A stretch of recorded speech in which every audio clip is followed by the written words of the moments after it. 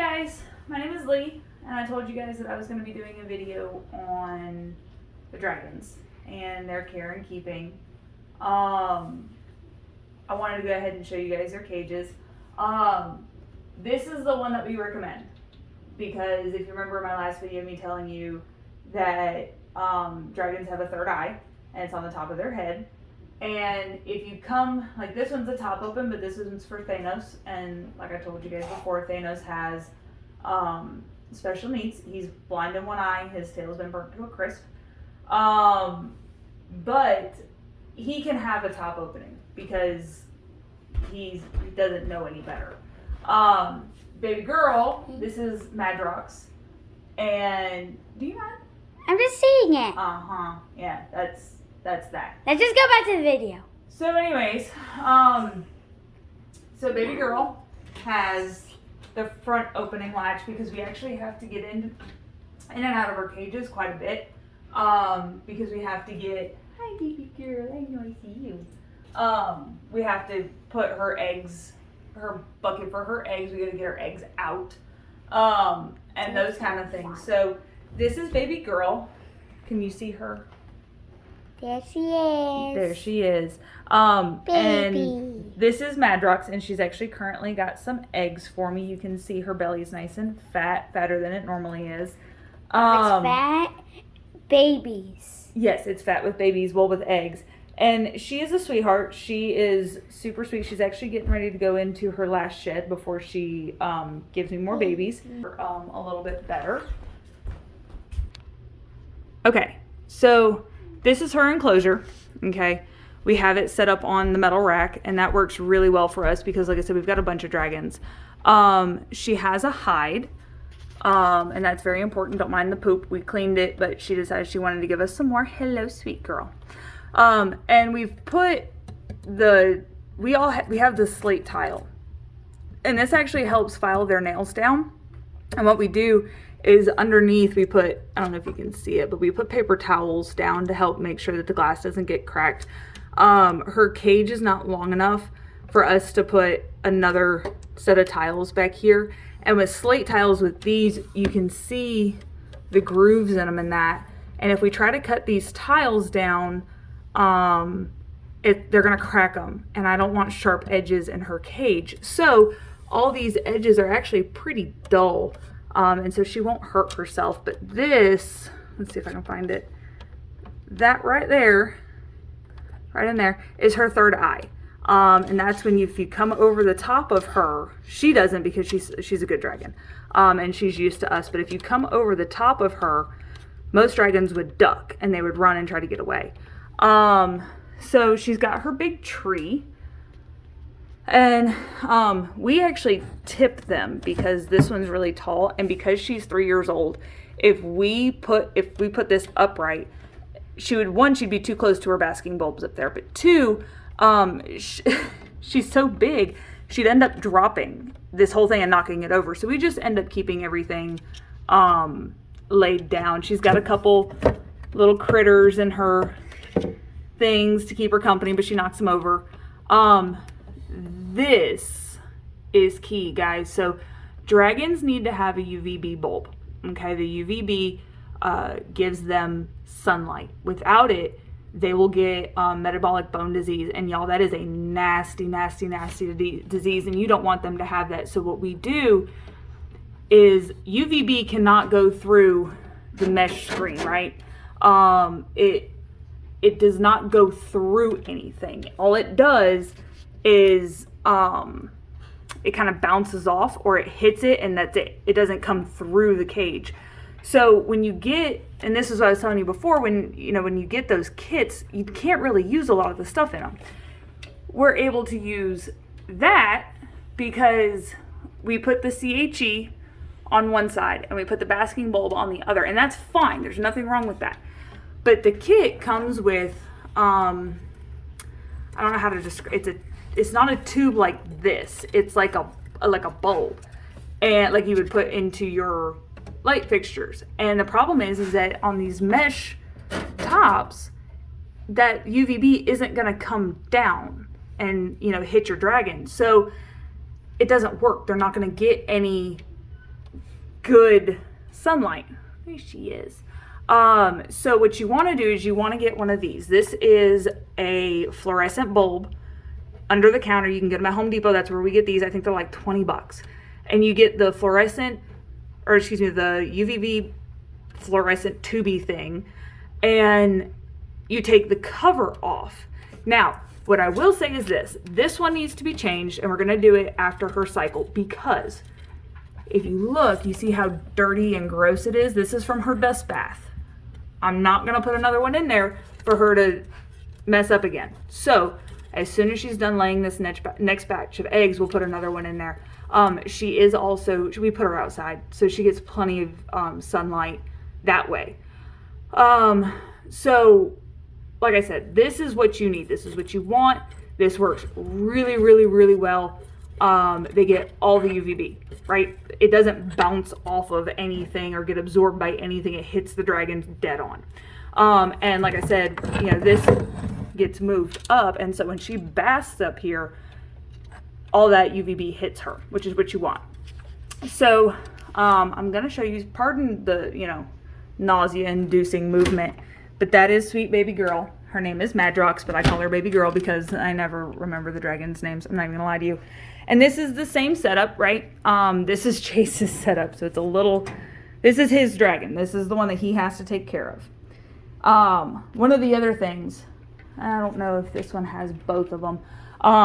You'll see in that back corner, we do have those temp gauges that we told you, they kind of suck. Well, they do. But this one has a humidity and a temp. And you can see on this side that the temp is sitting around 75 degrees on the cool side, and her humidity is sitting at 60. It's too humid in here.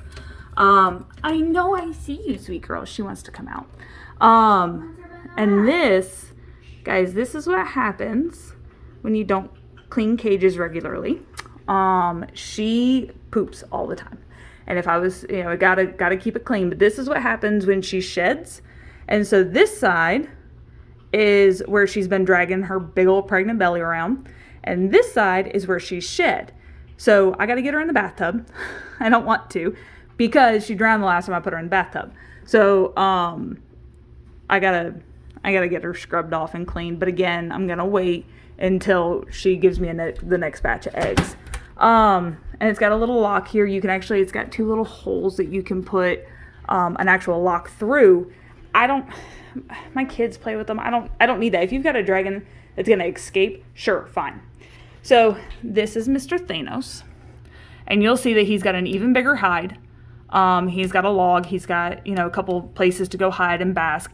He basks on this big rock. We've tried to put him on the trees, but he falls off because, like I said, he's blind. So we had to go get him a huge hide so that he could sit on and not fall off of. Here, like I said, we just moved, and so we've been trying to set everything up. So it's not perfect. It's not great, but they've got their lights, they've got their basking, they're okay. This one has a probe in it, and you can see the little probe right here. And we try to keep it on the warm side because I want to know how warm it is over here. Right now it is 84 degrees on the low side of his hot spot. So this is on the low side. That tells me that over here in the actual hot spot is actually hot. It's warm. These will not come off. We've tried everything to get them off. Can't get them off. But he used to have a hammock, and the problem was that he was so heavy that the hammock would constantly fall. So he just pulled the hammock out, put a big hide in. So, Mr. Thanos, hi, buddy. Hi. So that eye that's actually facing us is the blind eye. He can't really see that well with it, and he's gonna spaz out when I come in. He didn't. He's a sweet boy. He's a good dragon. But he's hiding his tail, like part of the tail that got scorched. If you look right here, I don't know if you can see it through the mesh, but right here, the bottom, probably half inch of his tail is scorched. You can probably see a little bit of that way. And now he's looking at me with the eye that he can see out of. It's scorched, and there's nothing we can do. We've took him to the vet. Vet said, you know, we can do surgery to remove it, but it's fine. So, okay. So, that's a Mr. Thanos. He's super sweet. We do not breed him. One, we only have one female. But two, we don't know 100% if his special needs came from his breeding or if they came from us. I'm 99% positive they came from us. However, I don't know. And because I don't know, I'm not going to put him through the stress of breeding. I'm going to pause it real quick so I can go over to the other side to my dragon because I don't want you to get motion sickness. So hold on. All right. So mind my mess because, you know, like I said, we keep moving. This is Mr. Monoxide. This is the cage that we built. Now, first and foremost, I don't recommend building a cage. If you've got the knowledge and the know-how, by all means. But his cage is messed up. And he likes it, and it works, so I'm not going to complain too much. But anyways, this is my buddy. He is a sweetheart to me. He doesn't really like anybody else. If you see right there, I don't know if you can see it. Right there is his third eye. And that tells him when there's predators, right? He's got a hammock, and we've got it nailed here, there, and over there, and it's attached to his lights right here. This is the setup that, if you're going to make one, this is what you make. He is a good dragon. Like, he's kind of a dick. Remember me telling you he's not super friendly. But these are what I'm going to tell you to buy. Remember me telling you that I'm going to put the link for the buying guide and the dragon troubleshooting guide. These are the lights that we get. They've got the ceramic outlet for the bulb right there. You can get these for like $10 at Home Depot. I mean, everyone's place is going to be different, but you know, on their website, they're $10. And then we get 2 of them. This houses the CHE. And it's reflective, right? So not only are they getting the heat from the light, but they're also getting, and obviously the light, but they're also getting all that reflection. So it all reflects straight down onto him. So this is my sweet boy. He's really cool. He's my buddy. I like him. He will tend to crawl up here and kind of surf and watch us and, you know, play and have fun. And then when these are shut, he actually gets not stuck, but he actually comes down in here and he'll like worm his way through, and he's kind of cool with it. I like him. So that's about it. If you have any questions, and again, like if you look, every dragon cage has the same thing. It's like $18, $20. And then the bulb is an 18-inch bulb. I think it's a T18 is what that is. Again, you'll see that bulb in the guide that I give you. He's mad at me because I'm not playing with him. I know, I'm sorry. I'll come play with you later. But dragons are really cool, guys. Like he is mad at me. Look at that. So next I'm going to show you their bugs. I'm not going to get super in depth if people don't like bugs. So hold on one second. All right. So there's the bear. Hi, baby bear. Yes, I know. I brought the worms down. So these are the worms. Now, I'm not a super big fan of the worms. I don't like them. They bite. And I don't think they actually bite. But you can see. They're weird. I don't like them. And then you can actually see some of the carcasses along here. We're going to get in here and clean this out in a couple of days. They ate each other. And they're like ate them in half. And so what you do is you can get worm food, and they go through and they eat it, and then you put hunks of potato in there, carrots, anything that's kind of starchy that's gonna hold really well, and then you just put it in a Tupperware. I put it in a shallow Tupperware, and you put holes in it, and that's it. That's all you got to do to care for these guys, and they will give you a lot. And then this is our roach colony. This is one of them. We actually got 2. There's a seed mat. That's all that is back there. And again, pardon my mess. We're still working on moving. I don't want to paint until I don't want to hang up pictures until I paint, and I don't want to paint until I get the paneling covered, and I don't want to get the paneling covered just yet because it's going to be a huge mess. So these are the roaches, and usually these will be standing up, but you can see them. They're all right there. They're actually huge. This is our feeding colony. This is the one that we use to feed out of. They're kind of cool. There's a bunch of males in here that we're actually going to need to feed off. The males, you can see right there, they actually look like roaches. That's what they look like. Now this is a female. She looks like a roach. She's a little bit older. She looks like a roach, but not as much. And then these guys down here, we got to get their water done and all that. But those guys down there, they're eating. This is what they do. And they hide in these little crates. And that's it. See? They hide. And they're not really that bad. If one of them gets loose, I'm usually the one that they call to put them up because nobody likes to mess with them. I don't like messing with them, but you know, it's kind of a toss-up. If I've got to mess with the worms or the roaches, I'm gonna mess with the roaches. They don't feel like they're biting me. And these guys hang out under Monoxide's cage because his cage puts out a lot of heat. So they're happier over here. Plus there's a storage area, and over there there's not. But yeah, this is basically it. He's cool. See, the head bob, he's mad at me. All right, now I'm gonna go down and show you the eggs, and I think we might actually have some hatching. We're gonna go check. All right, so don't mind our mess. It's a mess. Chase, will you hold that just for a second? Thank you, guys. So this is what we use, and this is what I was telling you. It's just an industrial kind of, it's not industrial, but it's just a really big cooler. It works really, really, really well. I'm gonna pull these guys out just a hair. And all it is we get the Tupperware, and down here you can see the little rails. But what we do is we put bars down. There's an actual like piece of plastic down here, and it holds all this stuff, and it keeps these guys out of the water. You want them hot, humid, but you don't, well, not super humid, but you want them hot. The goal is to have your temps between 83 and 87 degrees.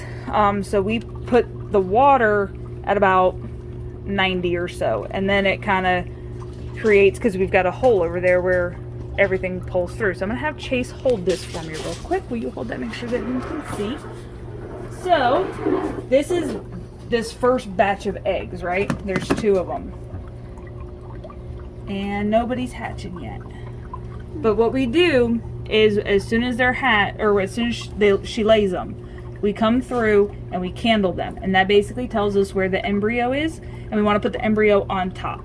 So then we mark them so that we know the embryo's on top. Well, the problem is that we've been moving. So when we moved the eggs from the old house to the new house, what happened was that some of these eggs got moved. And so like this one, I'm gonna turn it over real quick. This one's the one that doesn't have a mark.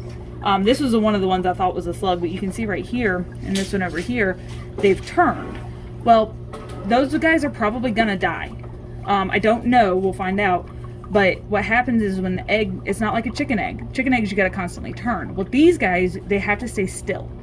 And if they move, what happens is that they drown because of, I don't know all the scientific hippy dippy stuff, but basically they drown. And we don't want them to drown, so you got to keep them upright. The best way to do that is to mark them. And then what we do is we take a piece of cloth. It's just a piece of cloth that we've folded in half, and this helps keep the eggs from getting wet.